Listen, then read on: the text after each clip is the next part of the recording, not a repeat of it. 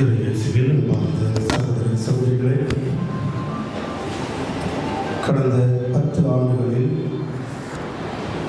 எமது இந்திய மரியின் ஊழியர் சபை 3 இளம் துறவிகளை, இளம் குருக்களை இழந்திருக்கின்றது. 2014ஆம் ஆண்டில் தந்தை இயேசுதாஸ் தம்முடைய 44வது வயதில் மாரடைப்பால் நம்மை விட்டு பிரிந்து சென்றார். 2021ஆம் ஆண்டில் தந்தை அலெக்சாண்டர் இருதயராஜ் தம்முடைய 47வது வயதில் கொரோனா பெருந்தொற்றினால் நம்மை விட்டு பிரிந்து சென்றார். இன்று அருட்தந்தை ராஜ்குமார் மஞ்சள் காமாலை நோயினால் தம்முடைய 44வது வயதில் நம்மை விட்டு பிரிந்து சென்றிருக்கின்றார். இளம் துறவிகளை நாம் இழந்து கொண்டிருக்கின்றோம். இளம் குருக்களை நாம் இழந்து கொண்டிருக்கின்றோம். அருட்தந்தை ராஜ்குமார் தம்முடைய 44வது வயதில் இறைவனடி சென்றிருக்கின்றார். இந்த உலகத்திலே அவர் செய்த இறைப்பணி போதும், தனக்கு விண்ணகத்திலே அவர் பணி செய்யட்டும் என்று அவரை ஆண்டவர் நேற்று இரவு அழைத்திருக்கின்றார். அன்பார்ந்தவர்களே, ஒவ்வொரு இறப்பும் நமக்கு 3 செய்திகளை சுட்டி காட்டுகின்றது. முதலாவதாக, ஒவ்வொரு இறப்பும் நமக்கு சொல்லுகின்ற செய்தி, இறப்பு என்பது பொதுவானது. இந்த உலகத்திலே பிறக்கின்ற அனைத்து உயிர்களும் ஒரு நாள் இறக்க வேண்டும் என்பது இயற்கையின் நியதியாக இருக்கின்றது, கடவுளின் விருப்பமாக இருக்கின்றது. பிறக்கின்ற அனைவருமே நிரந்தரமாக இந்த உலகத்திலே வாழ்ந்து விடுவதில்லை. ஒரு நாள் கண்டிப்பாக இறக்க வேண்டும் என்பது கடவுளுடைய திட்டமாக இருக்கின்றது.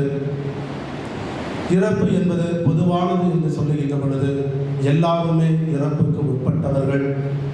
இந்த உலகத்திலே வாழ்கின்ற பொழுது எவ்வளவு திறமைகள் இருந்தாலும் ஒரு நாள் இறந்துதான் ஆக வேண்டும். எவ்வளவு படிப்புகளை படித்திருந்தாலும், பட்டங்களை பெற்றிருந்தாலும் ஒரு நாள் இறந்துதான் ஆக வேண்டும். எவ்வளவு செல்வங்களை சேர்த்து வைத்திருந்தாலும் ஒரு நாள் இறந்துதான் ஆக வேண்டும். ஆக இறப்பு என்பது எல்லாருக்குமே பொதுவானது. சாதாரண மனிதர்களும் இறந்து போகின்றார்கள். கடவுளுக்கென அர்ப்பணமான துறவிகளும் குருக்களும் அருட்கண்ணியர்களும் இறந்து போகின்றார்கள். எல்லா உயிர்களுமே இறக்க வேண்டும் என்பதை ஒவ்வொரு இறப்பும் நமக்கு சுட்டி காட்டுகின்றது. இரண்டாவதாக, இறப்பு நமக்கு சுட்டி காட்டுகின்ற செய்தி என்னவென்றால், இந்த உலக வாழ்க்கை என்பது நிரந்தரமான வாழ்க்கை கிடையாது. இந்த உலக வாழ்க்கை என்பது தற்காலிகமான வாழ்க்கை. அருட்தந்தை ராஜ்குமார் தம்முடைய 44வது வயதில் இறந்திருக்கின்றார். சிலருக்கு இறப்பு 50 வயதிற்குள்ளாகுவது, சிலருக்கு 60, 70, 80 என்று ஏதாவது ஒரு நாளிலே எல்லாரும் இந்த உலகத்திலே வாழுகின்ற அனைத்து மனிதர்களும் இறந்துதான் செல்ல வேண்டும். தற்காலிகமான வாழ்க்கையை வாழ்ந்து கொண்டிருக்கின்ற நாம் அனைவருமே இந்த உலகத்திலே வாழும் வரை கடவுளுக்கு ஏற்ற விதத்திலே வாழ்ந்து மறிக்க வேண்டும் என்பதை ஒவ்வொரு இறப்புமே நமக்கு சுட்டி காட்டுகின்றது. மூன்றாவதாக, இறப்புக்கு பின்பாக முடிவில்லா வாழ்க்கை ஒன்று உண்டு, நிலையான வாழ்க்கை ஒன்று உண்டு, கடவுளோடு சேர்ந்து வாழுகின்ற வாழ்க்கை உண்டு, கடவுளை முகமுகமாக தரிசித்து வாழுகின்ற வாழ்க்கை உண்டு, கடவுள் நமக்காக விண்ணகத்திலே தயாரித்து வைத்திருக்கின்ற வானக விருந்திலே பங்கெடுத்து வாழுகின்ற நித்திய பேரின்ப வாழ்க்கை என்பது உண்டு என்பதை ஒவ்வொரு இறப்புமே நமக்கு சுட்டி காட்டுகின்றது. இந்த உலகத்திலே நல்ல மனிதர்களாக வாழ்ந்து மறிக்கின்ற அனைவருமே நித்திய இளைப்பாற்றியை பெறுகின்றார்கள், முடிவில்லா பேரின்ப வாழ்வை பெறுகின்றார்கள். விண்ணகத்திலே கடவுள் அவர்களுக்கென ஏற்பாடு செய்திருக்கின்ற அந்த நிலையான வீட்டை அவர்கள் பேரின்ப வீடாக பெற்றுக்கொள்ளுகின்றார்கள். அதைத்தான் இன்று நாம் வாசிக்க கேட்ட இறை வார்த்தை நமக்கு சுட்டி காட்டுகின்றது. இன்றைய முதல் வாசகத்திலே பார்க்கின்றோம், நீதிமான்களுடைய ஆன்மாக்கள் கடவுளுடைய கரத்திலே தவழுகிறது என்று. ஆண்டவர் இயேசு கிறிஸ்து நற்செய்தியிலே உயிர்த்தெழுதலும் வாழ்வும் நானே, என்னிடம் விசுவாசம் கொண்டு வாழ்ந்து மறிக்கின்றவர்கள் நிலை வாழ்வை பெறுகின்றார்கள், என்னோடு அவர்கள் உயிர் தெழுகின்றார்கள் என்ற நம்பிக்கையின் செய்தியை தருகின்றார். ஆக அன்பார்ந்தவர்களே, இறப்பு என்பது நீதிமான்களுக்கு, நல்ல மனிதர்களுக்கு, விசுவாசிகளுக்கு, இறைவன் மீது நம்பிக்கை வைத்து வாழ்பவர்களுக்கு முடிவு கிடையாது, மாறாக மறு உலக வாழ்வின் தொடக்கம். இந்த உலகத்திலே வாழுகின்ற பொழுது உலக நிலையாமையை உணர்ந்து சுயநலம் இல்லாமல் பொது நலத்தோடு கடவுளுடைய திட்டத்திற்காக வாழ்ந்து மறிக்கின்ற அனைவருமே நித்திய நிலைப்பாட்சியை பெறுகின்றார்கள். தற்காலிகமான வாழ்க்கையை வாழ்ந்து கொண்டிருக்கின்ற நாம் அனைவருமே நம்முடைய ஆன்மாவை காத்துக்கொள்ள வேண்டும் என்று ஒவ்வொரு இறப்பும் நமக்கு சுட்டிக்காட்டுகிறது. இந்த உலகத்திற்கு நாம் அனைவருமே கடவுளால் அனுப்பப்பட்டிருக்கின்றோம். ஒரு நாள் இந்த உலகத்தை விட்டு செல்ல வேண்டும். எங்கிருந்து வந்தோமோ அங்கே செல்ல வேண்டும். யாரிடமிருந்து வந்தோமோ அவரிடத்திலே செல்ல வேண்டும். அப்படி நாம் செல்லுகின்ற பொழுது அந்த இடத்திற்கு, அந்த கடவுளிடத்திலே செல்லுகின்ற பொழுது இந்த உலகத்திற்கு கடவுள் நம்மை எப்படி அனுப்பினாரோ, அவர் அனுப்புகின்ற பொழுது நம்முடைய ஆன்மா எப்படி இருந்ததோ அதே போல நம்முடைய ஆன்மாவை கடவுளுடைய கரத்திலே ஒப்புக் கொடுக்க வேண்டும். இந்த உலகத்திலே நீங்களும் நானும் குழந்தையாக பிறந்த பொழுது நம்முடைய ஆன்மா பரிசுத்தமாக இருந்தது, தூய்மையாக இருந்தது, புனிதமாக இருந்தது, மாசு மறுவற்றதாக இருந்தது. அதே ஆன்மாவை நாம் இந்த உலகத்தை விட்டு செல்லுகின்ற பொழுது, விண்ணகத்திற்கு செல்லுகின்ற பொழுது கடவுளுடைய கரத்திலே பரிசுத்தத்தோடு ஒப்புக் கொடுக்க வேண்டும். தூய்மையான ஆன்மாவாக ஒப்புக் கொடுக்க வேண்டும். அதைத்தான் இன்றைய இறப்பு நமக்கு சுட்டி காட்டுகின்றது. நம்பத்தியிலே வாழ்ந்து மறித்திருக்கின்ற அருட்தந்தை ராஜ்குமார் இன்று கடவுளுடைய கரத்திற்கு சென்றிருப்பார் என்ற நம்பிக்கை தான் இன்று நம் அனைவரையுமே இங்கு ஒன்றாக கூட்டி வந்திருக்கின்றது.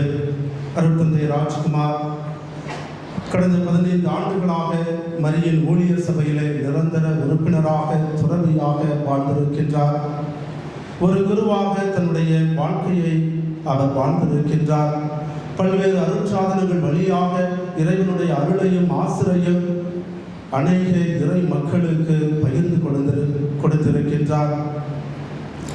ஆபிரகாமை பார்த்து கடவுள் சொன்னது போல, நான் உன்னை ஆசீர்வதிப்பேன், நீயும் மற்றவர்களுக்கு ஆசீர்வாதமாக இருப்பாய் என்று சொன்னது போல, குறுப்பட்டத்தின் வழியாக, துறவர வார்த்தைப்பாட்டின் வழியாக கடவுளுடைய ஆசீர்வாதத்தை பெற்ற அருட்தந்தை ராஜ்குமார் அநேக மக்களுக்கு ஆசீர்வாதமாக இருந்திருக்கின்றார்.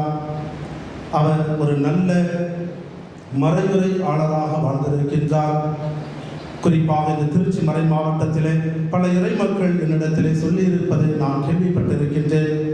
ஃபாதர் ராஜ்குமாருடைய பிரசங்கம் ரொம்ப நல்லா இருக்கும், நல்ல மறையுரை வைப்பார். இப்போ அவர் எங்கே இருக்கிறார், என்ன பணி செய்து கொண்டு இருக்கிறார் என்று கேட்பார்கள். நல்ல மறையுரையாளர், நல்ல பிரசங்கம் வைக்கின்றவர், இன்று எங்கே இருக்கிறார்? கடவுளிடத்திலே சென்றிருக்கின்றார். மிகவும் திறமைசாலி. படிக்கின்ற பொழுதிலிருந்து இசையின் மீது ஆர்வம் கொண்டவர். நிறைய பாடல்களை அவர் இசையமைத்திருக்கிறார். அவர் தமிழ்நாட்டுச்சார்னா கேட்டுக்கிட்டே இருக்கலாம். அந்த அளவுக்கு இசையின் மீது ஆர்வம் கொண்டு பல பாடல்களை எழுதியிருக்கிறார். அதிலும் குறிப்பாக கடந்த 3 ஆண்டுகளுக்கு முன்பாக புனித பிலிப்பு பெனிசியாரை பற்றி ஒரு அருமையான பாடலை அவரை எழுதி இசையமைத்து யூடியூப் சேனலிலே, அவருடைய சேனலிலே அவர் ஒளிபரப்பினார். மிகவும் அருமையான வார்த்தைகள் அடங்கிய அந்த பாடலை அவரை எழுதி இசையமைத்தவர். மிகவும் திறமைசாலி. பல குரலிலே பேசி மக்களுடைய மனதை கவர்பவராக இருந்திருக்கின்றார்.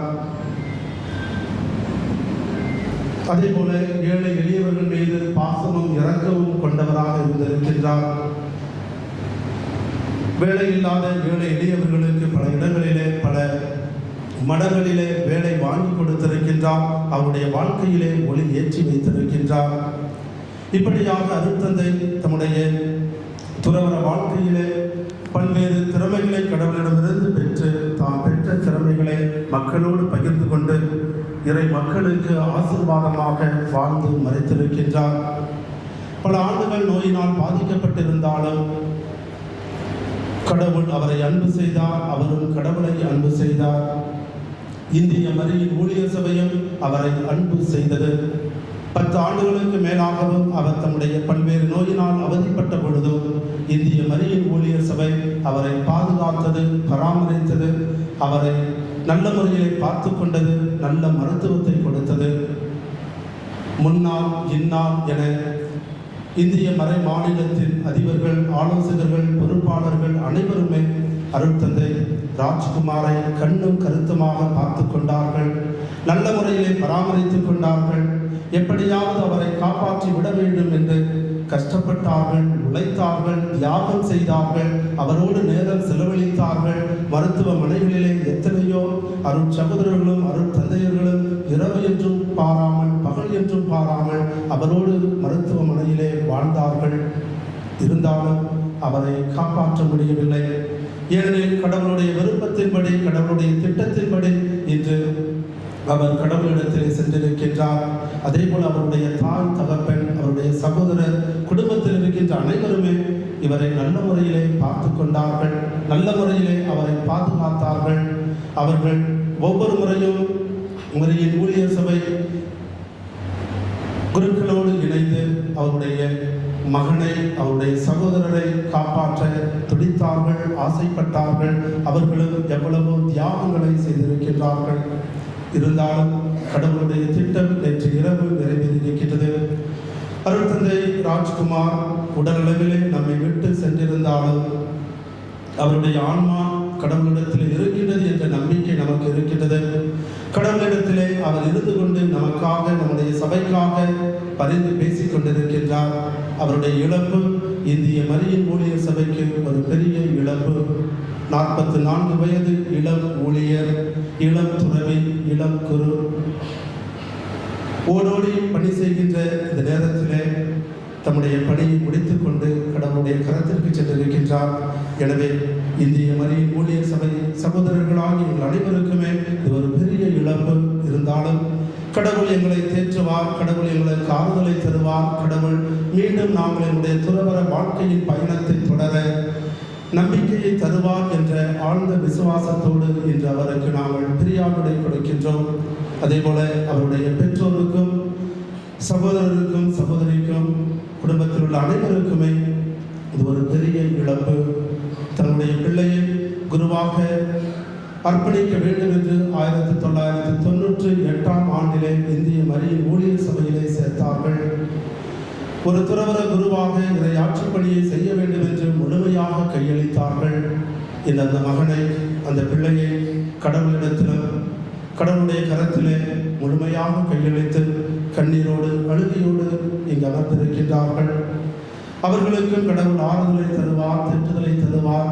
அவர்கள் மீண்டும் தொடர்ந்து தம்முடைய வாழ்க்கை பயணத்தை தொடர தேவையான அருள் வரங்களையும் ஆசீர்வாதங்களையும் ஆழ்ந்த நம்பிக்கையையும் விசுவாசத்தையும் தருவார் என்ற நம்பிக்கையோடு அவர்களுக்காக நாங்கள் ஜெபிக்கின்றோம். வியாகுல தாய் தன்னுடைய ஒரே திருமகனை கல்வாரியிலே ஒப்புக் கொடுத்து உலக மீட்புக்காக தன்னுடைய மகனை கையளித்து விட்டேன் என்ற பெருமிதத்தோடு கல்வாரி மலையிலே சிலுவையின் அடியில் நின்றது போல இந்த தாயும் இந்த இடத்திலே தன்னுடைய மகனை கையளித்து விட்டேன், இறைவனுடைய கரத்தில் ஒப்புக் கொடுத்து விட்டேன் என்ற பெருமிதத்தோடு இருக்கின்றார்கள். எனவே இந்த தாயையும் தந்தையையும் இறைவன் தேற்றும்படியாக நாம் தொடர்ந்து ஜெபிப்போம். நம்முடைய அருட்தந்தை ராஜ்குமார் அவர்களுக்கு இறைவன் நித்திய இளைப்பாற்றி தரும்படியாக மன்றாடுவோம்.